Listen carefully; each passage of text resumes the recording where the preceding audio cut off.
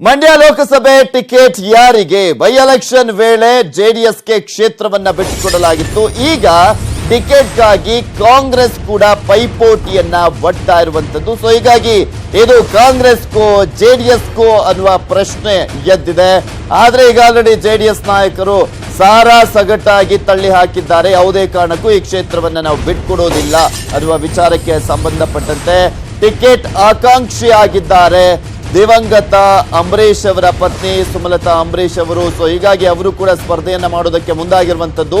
ಸುಮಲತಾ ಸ್ಪರ್ಧೆ ಬಗ್ಗೆ ಈಗ ಸಚಿವ ಡಿ.ಕೆ. ಶಿವಕುಮಾರ್ ಅವರು ಪ್ರತಿಕ್ರಿಯೆಯನ್ನ ನೀಡಿದ್ದಾರೆ. ಬೈ ಎಲೆಕ್ಷನ್ ವೇಳೆ ಜೆಡಿಎಸ್ಗೆ ಮಂಡ್ಯವನ್ನ ಬಿಟ್ಕೊಟ್ಟಿದ್ವು, ಹಾಗಾಗಿ ಮಂಡ್ಯ ವಿಚಾರದಲ್ಲಿ ಗೊಂದಲ ಇಲ್ಲ ಅಂತ ಡಿ.ಕೆ. ಶಿವಕುಮಾರ್ ಅವರು ಹೇಳ್ತಾ ಇದ್ದಾರೆ. ಅಂದ್ರೆ ಜೆಡಿಎಸ್ಗೆ ಪಕ್ಕ ಆಗ್ತಾ ಇದೆ ಡಿ.ಕೆ. ಶಿವಕುಮಾರ್ ಅವರ ಹೇಳಿಕೆಯಿಂದ. ಯಾಕೆಂದ್ರೆ ಬೈ ಎಲೆಕ್ಷನ್ ನಲ್ಲಿ ಅವರಿಗೆ ಬಿಟ್ಕೊಟ್ಟಿದ್ವಿ, ಸೊ ಹೀಗಾಗಿ ಈ ಬಾರಿ ನಾವೇನ್ ಕೇಳೋದಿಲ್ಲ ಅನ್ನುವ ಲೆಕ್ಕಾಚಾರದಲ್ಲಿ ಮಾತುಕತೆ ಆಗೋದಕ್ಕೂ ಮುಂಚೆನೆ ಸಚಿವ ಡಿ.ಕೆ. ಶಿವಕುಮಾರ್ ಅವರು ಈ ಒಂದು ಕ್ಷೇತ್ರ ಜೆಡಿಎಸ್ಗೆನೆ ಅನ್ನೋ ರೀತಿಯಲ್ಲಿ ಮಾತನಾಡಿದ್ದಾರೆ. ಸೊ ಹೀಗಾಗಿ ಈ ಒಂದು ಅಂದ್ರೆ ಡಿ.ಕೆ. ಶಿವಕುಮಾರ್ ಅವರ ಮಾತಿನಿಂದ ಕಾಂಗ್ರೆಸ್ ಈ ಕ್ಷೇತ್ರವನ್ನ ಕೇಳೋದಿಲ್ಲ ಅನ್ನೋದು ಪಕ್ಕ ಆಗ್ತಾ ಇದೆ. ಆದ್ರೆ ಮತ್ತೊಂದ್ ಕಡೆ ಇಲ್ಲಿ ಕಾಂಗ್ರೆಸ್ ಟಿಕೆಟ್ ಸಿಗುತ್ತೆ ಅನ್ನುವ ನಿರೀಕ್ಷೆಯಲ್ಲಿದ್ದಂತ ಸುಮಲತಾ ಅಂಬರೀಶ್ ಅವರಿಗೆ ಕಾಂಗ್ರೆಸ್ನಿಂದ ಟಿಕೆಟ್ ಸಿಗೋದು ಬಹುತೇಕ ಡೌಟು. ಸೊ ಹೀಗಾಗಿನೇ ಅವರು ಪಕ್ಷೇತರರಾಗಿ ಸ್ಪರ್ಧೆ ಮಾಡುವಂತಹ ಸಾಧ್ಯತೆನೆ ಹೆಚ್ಚಾಗಿ ಕಂಡು ಬರ್ತಾ ಇದೆ. ಯಾಕೆಂದ್ರೆ ಡಿ.ಕೆ. ಶಿವಕುಮಾರ್ ಅವರು ಹೇಳ್ತಾ ಇದ್ದಾರೆ, ಬೈ ಎಲೆಕ್ಷನ್ ಮೊನ್ನೆ ನಡೆದಂತ ಬೈ ಎಲೆಕ್ಷನ್ ಅಲ್ಲಿ ನಾವು ಈಗ ಆಲ್ರೆಡಿ ಬಿಟ್ಕೊಟ್ಟಿದ್ವಲ್ಲ ಜೆಡಿಎಸ್ಗೆ, ಸೊ ಈಗ ಅದರ ಪ್ರಶ್ನೆ ಆ ರೀತಿಯಾಗಿ ಏನು ಬರೋದಿಲ್ಲ ಅನ್ನೋ ಲೆಕ್ಕಾಚಾರದಲ್ಲಿ ಮಾತನಾಡಿದ್ದಾರೆ.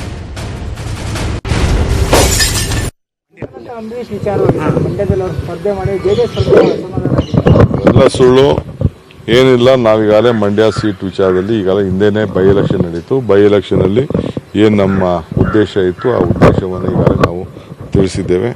ಆಕೆ ಕೂಡ ನಮ್ಮ ಹೆಣ್ಮಗಳು. ಕೆಲವು ಕಾರ್ಯಕರ್ತರು ಹೋಗಿ ಒತ್ತಡ ಮಾಡ್ತಾರೆ, ನಾವು ಅವ್ರಿಗೆ ಬುದ್ಧಿವಾದ ಕೇಳುವಂಥ ಕೆಲಸ ನಾವು ಮಾಡ್ತಾ ಇದೀವಿ. ರಾಜಕೀಯದಲ್ಲಿ ಬಂದು ಕೆಲಸ ಮಾಡ್ತೀವಿ ಅಂದ್ರೆ ಖಂಡಿತ ಬೇಕಾದಷ್ಟು ಅವಕಾಶಗಳಿದೆ. ನಾವೆಲ್ಲ ಸಹಕಾರ ಕೊಡ್ಲಿಕ್ಕೆ ನಾವು ಸಿದ್ಧವಾಗಿದ್ದೇವೆ. ಬಟ್ ಪಕ್ಷದ ಸಿದ್ಧಾಂತದಲ್ಲಿ ಎಲ್ಲ ಸೇರಿ ಒಟ್ಟು ಕೆಲಸ ಮಾಡ್ತೀವಿ. ಇದೆಲ್ಲದರ ಬಗ್ಗೆ ಸಂಪೂರ್ಣವಾದಂತ ಮಾಹಿತಿಯನ್ನ ನೀಡ್ತಾರೆ ನಮ್ಮ ಪ್ರತಿನಿಧಿ ಶ್ರೀನಿವಾಸ್ ಹಳಕಟ್ಟಿ. ನೇರ ಸಂಪರ್ಕದಲ್ಲಿ ಜಾಯ್ನ್ ಆಗ್ತಾ ಇದ್ದಾರೆ. ಎಸ್ ಶ್ರೀನಿವಾಸ್ ಹಳಕಟ್ಟಿ, ಇಷ್ಟು ದಿನಗಳ ಕಾಲ ಅಲ್ಲಿ ಕಾಂಗ್ರೆಸ್ ಜೆಡಿಎಸ್ಗೂ ಅನ್ನೋದಕ್ಕಿಂತ ಜೆಡಿಎಸ್ ಫಿಕ್ಸ್ ಆಗಿತ್ತು ನಮಗೆ ಸಿಗುತ್ತೆ ಅಂತ. ಆದ್ರೆ ಸುಮಲತಾ ಅವರ ಎಂಟ್ರಿಯಿಂದ ಒಂದ್ ರೀತಿಯಾದಂತ ಗೊಂದಲ ಮನೆ ಮಾಡಿದೆ.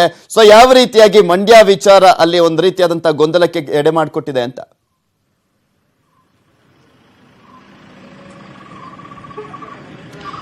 ಪೃಥ್ವಿರಾಜ್, ಯಾವಾಗ ಒಂದು ಜೆಡಿಎಸ್ ಕಾಂಗ್ರೆಸ್ ರಾಜ್ಯದಲ್ಲಿ ಮೈತ್ರಿ ಮಾಡಿಕೊಂಡು ಈಗ ದೋಸ್ತಿ ಸರ್ಕಾರವನ್ನ ನಡೆಸ್ತಾ ಇದೆ ಅಂತ ಹೇಳ್ಬೋದು.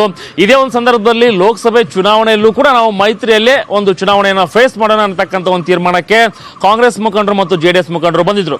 ಆದ್ರೆ ಎಲ್ಲೋ ಒಂದ್ ಕಡೆ ಮಂಡ್ಯ ಆಗಿರ್ಬೋದು, ಹಾಸನ ಆಗಿರ್ಬೋದು, ಮೈಸೂರು ಆಗಿರ್ಬೋದು, ಈ ವಿಚಾರದಲ್ಲಿ ಕಾಂಗ್ರೆಸ್ ಮುಖಂಡರ ಒಂದು ಹೇಳಿಕೆ ಆಗಿರ್ಬೋದು ಅಥವಾ ಜೆಡಿಎಸ್ ಮುಖಂಡರ ಒಂದು ಹೇಳಿಕೆ ಆಗಿರ್ಬೋದು, ಸೀಟು ಹಂಚಿಕೆ ವಿಚಾರಕ್ಕೆ ಸಂಬಂಧಪಟ್ಟಂತೆ ಸಾಕಷ್ಟು ಗೊಂದಲವನ್ನ ಈ ಒಂದು ಬೆಳವಣಿಗೆಗಳು ಉಂಟು ಮಾಡಿದೆ ಅಂತ ಹೇಳ್ಬೋದು. ಹೀಗಾಗಿನೇ ಕೂಡ ಒಂದು ದಿನೇಶ್ ಗುಂಡೂರಾವ್ ಅವರು ಎಚ್.ಡಿ. ದೇವೇಗೌಡರನ್ನ ಭೇಟಿ ಮಾಡಿದ್ರು. ಭೇಟಿ ಮಾಡಿರ್ತಕ್ಕಂಥ ಒಂದು ಸಂದರ್ಭದಲ್ಲೂ ಕೂಡ ಒಂದು ಕಾಂಗ್ರೆಸ್ ಮುಖಂಡರು ನೀಡ್ತಾ ಇರ್ತಕ್ಕಂಥ ಒಂದು ಹೇಳಿಕೆ ಆಗಿರ್ಬೋದು ಮತ್ತು ಸುಮಲತಾ ಅವರು ಮಂಡ್ಯದಲ್ಲಿ ನಾನು ಸ್ಪರ್ಧೆ ಮಾಡ್ತೀನಿ ಅಂತಕ್ಕಂಥ ಒಂದು ಪರೋಕ್ಷವಾಗಿರ್ತಕ್ಕಂಥ ಹೇಳಿಕೆಯನ್ನು ಏನು ಕೊಟ್ಟಿದ್ರು, ಆ ಹೇಳಿಕೆ ಸಂಬಂಧಪಟ್ಟಂತೆ ದಿನೇಶ್ ಗುಂಡೂರಾವ್ ಅವರ ಮುಂದೆ ದೇವೇಗೌಡರು ಕೂಡ ಅಸಮಾಧಾನ ಪಡಿಸಿದ್ರು. ಹೀಗಾಗಿ ಒಂದು ಉತ್ತಮವಾಗಿರ್ತಕ್ಕಂಥ ಒಂದು ಫಲಪ್ರದ ಕೊಡುವಲ್ಲಿ ದೇವೇಗೌಡರು ಮತ್ತು ದಿನೇಶ್ ಗುಂಡೂರಾವ್ ಅವರ ಭೇಟಿ ವಿಫಲವಾಗಿತ್ತು.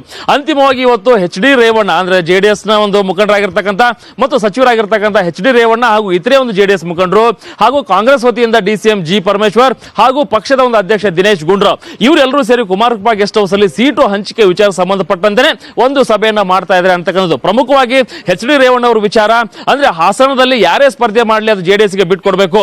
ಆದ್ರೆ ಹಾಸನದಲ್ಲಿ ಇರ್ತಕ್ಕಂಥ ಒಂದು ಕಾಂಗ್ರೆಸ್ ಮುಖಂಡರು ವಿಭಿನ್ನವಾಗಿರ್ತಕ್ಕಂಥ ಹೇಳಿಕೆಯನ್ನು ಕೊಡೋದ್ರಿಂದ ಅದು ಗೊಂದಲ ಉಂಟು ಮಾಡ್ತಾ ಇದೆ. ಅಷ್ಟೇ ಅಲ್ಲ, ಮಂಡ್ಯದಲ್ಲಿ ಒಂದು ಇಲ್ಲಿ ನೋಡೋದಾದ್ರೆ ಅಂದ್ರೆ ಈಗ ಆಲ್ರೆಡಿ ಕಾಂಗ್ರೆಸ್ ನಾಯಕರು ಹೇಳಿದ್ದಾರೆ, ಯಾವುದೇ ಕಾರಣಕ್ಕೂ ಹಾಲಿ ಸಂಸದರಿರುವಂತಹ ಕ್ಷೇತ್ರಗಳನ್ನ ಹಾಗೆ ಉಳಿಸ್ಕೊಳ್ತೀವಿ, ಅದೇ ಬೇಡಿಕೆಯನ್ನ ಇಡ್ತೀವಿ, ಈಗ ಆಲ್ರೆಡಿ ನಿರ್ಧಾರ ಆಗಿದೆ. ಸೊ ಹೀಗಾಗಿ ಜೆಡಿಎಸ್ ನವರು ಅದೇ ರೀತಿಯಾದಂತಹ ನಿರ್ಧಾರಕ್ಕೆ ಬಂದೇ ಬರ್ತಾರೆ. ಇಲ್ಲಿ ಕಾಂಗ್ರೆಸ್ ನಡೆ ನೋಡ್ತಾ ಇದ್ರೆ ಒಂದೇ ಕಲ್ಲಲ್ಲಿ ಎರಡು ಹಕ್ಕಿ ಹೊಡೆಯೋ ರೀತಿಯಲ್ಲಿ ಕಾಣಿಸ್ತಾ ಇದೆ. ಒಂದ್ ಕಡೆ ಜೆಡಿಎಸ್ಗೆ ಸೀಟನ್ನ ಬಿಟ್ಕೊಟ್ಟಂಗೂ ಆಗ್ಬೇಕು, ಮತ್ತೊಂದ್ ಕಡೆ ಸುಮಲತಾ ಅಂಬರೀಶ್ ಅವರನ್ನ ಕಣಕ್ಕಿಳಿಸಿ ಆ ಒಂದು ಕ್ಷೇತ್ರವನ್ನ ಗೆಲ್ಲುವ ನಿಟ್ಟಿನಲ್ಲಿ ಹರಸಾಹಸ ಪಡ್ಬೋದು. ಸೊ ಹೀಗಾಗಿ ಈ ರೀತಿಯಾದಂತಹ ಲೆಕ್ಕಾಚಾರನೂ ಇರ್ಬೋದಾ? ಖಂಡಿತವಾಗಿಯೂ ಪೃಥ್ವಿರಾಜ್, ಯಾಕಂತಂದ್ರೆ ಸುಮಲತಾ ಅವರು ಸಿದ್ದರಾಮಯ್ಯವ್ರನ್ನ ಭೇಟಿ ಮಾಡಿರ್ತಕ್ಕಂಥ ಸಂದರ್ಭದಲ್ಲಿ ಸಿದ್ದರಾಮಯ್ಯನವರು ಒಂದು ಮಾತನ್ನು ಹೇಳಿದ್ರು, ಈಗ ಸೀಟು ಹಂಚಿಕೆ ವಿಚಾರ ಒಂದು ಫೈನಲ್ ಆಗುವವರೆಗೂ ಈ ಬಗ್ಗೆ ನಾವು ಯಾವುದೇ ತೀರ್ಮಾನವನ್ನು ಕೂಡ ಹೇಳೋದಿಲ್ಲ. ಹಾಗಾದ್ರೆ ನೀವು ಕ್ಷೇತ್ರದಲ್ಲಿ ಕೂಡ ನಿಮ್ಮ ಕೆಲಸ ಕಾರ್ಯಗಳೇನಿದೆ ಆ ಕೆಲಸ ಕಾರ್ಯಗಳನ್ನೆಲ್ಲ ಮಾಡಿ ಅಂತಕ್ಕಂಥ ಒಂದು ಮಾತನ್ನು ಕೂಡ ಹೇಳಿದ್ರು. ಬಳಿಕ ಸುಮಲತಾ ಅವರು ಕೂಡ ಒಂದು ಮಾತನ್ನು ಹೇಳಿದ್ರು, ಅಂದ್ರೆ ಎಲ್ಲೋ ಒಂದ್ ಕಡೆ ಪಕ್ಷ ಹೆಲ್ಪ್ಲೆಸ್ ಆದ್ರೆ ಮಂಡ್ಯದ ಜನರು ಏನ್ ತೀರ್ಮಾನವನ್ನು ಕೈಗೊಳ್ತಾರೋ ಆ ತೀರ್ಮಾನಕ್ಕೆ ನಾನು ಬದ್ಧ ಅಂತ ಹೇಳೋದ್ರ ಮೂಲಕ ಸುಮಲತಾ ಅವರು ನಾನು ಪಕ್ಷೇತರ ಅಭ್ಯರ್ಥಿಯಾಗಿ ಆದ್ರೂ ಕೂಡ ಮಂಡ್ಯದಲ್ಲಿ ಕಣಕ್ಕಿಳಿಯಲು ಸಿದ್ಧ ಅಂತಕ್ಕಂಥ ಒಂದು ಸ್ಪಷ್ಟನೆಯನ್ನು ಕೂಡ ಕೊಟ್ಟಿದ್ರು. ಹೀಗಾಗಿ ಒಂದು ಕಡೆ ಸಿದ್ದರಾಮಯ್ಯನವರ ನಡೆ ಆಗಿರ್ಬೋದು, ಒಂದ್ ಕಡೆ ಕಾಂಗ್ರೆಸ್ನ ತಂತ್ರಗಾರಿಕೆ ಆಗಿರ್ಬೋದು, ಒಂದ್ ಕಡೆ ಸುಮಲತಾ ಅವರ ಹೇಳಿಕೆ ಆಗಿರ್ಬೋದು, ಇದು ಮಂಡ್ಯ ವಿಚಾರ ಸಂಬಂಧಪಟ್ಟಂತೆ ಸಾಕಷ್ಟು ಗೊಂದಲ ಉಂಟು ಮಾಡ್ತಿದೆ.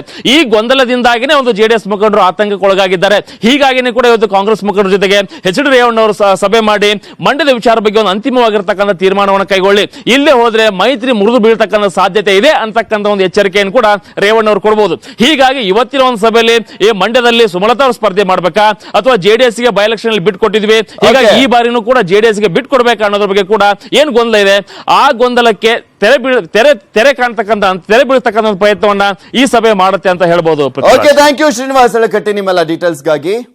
ಇಂದು ಸಚಿವ ಕೃಷ್ಣ ಬೈರೇಗೌಡ ಮನೆಯಲ್ಲಿ ನಡೆದಂತ ಉಪಹಾರ ಕೂಟದಲ್ಲಿ ಲೋಕಸಭೆ ಎಲೆಕ್ಷನ್ ಚರ್ಚೆ ಬಗ್ಗೆ ನಡೀತು. ಇಲ್ಲಿ ಕಾಂಗ್ರೆಸ್ಗೆ ಬೆಂಗಳೂರಿನ 3 ಕ್ಷೇತ್ರಗಳೇ ಪ್ರಮುಖ ಟಾರ್ಗೆಟ್ ಆಗಿವೆ.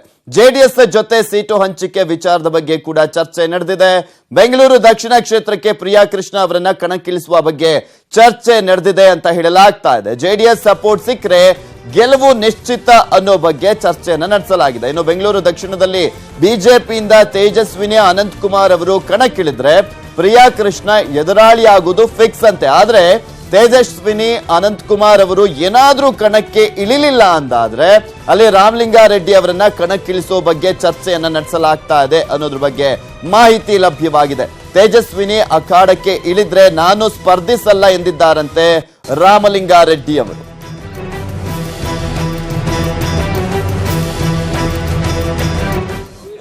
ಈಗ ಇವತ್ತು ಫಸ್ಟ್ ಮೀಟಿಂಗ್ ನಡೀತಾ ಇದೆ ಬಿಟ್ವೀನ್ ಕಾಂಗ್ರೆಸ್ ಅಂಡ್ ಜೆಡಿಎಸ್. ನಮ್ಮ ಅಧ್ಯಕ್ಷರು Parameshwara from our side, Revanna and Vishwanatha from their side. ಇವತ್ತು ಮೊದಲನೇ ಮೀಟಿಂಗ್ ನಡೀತದೆ. ಆಮೇಲೆ ಸಮನ್ವಯ ಸಮಿತಿ ಕರಿತೀನಿ, ಅಲ್ಲಿ ಚರ್ಚೆ ಮಾಡ್ತೀವಿ.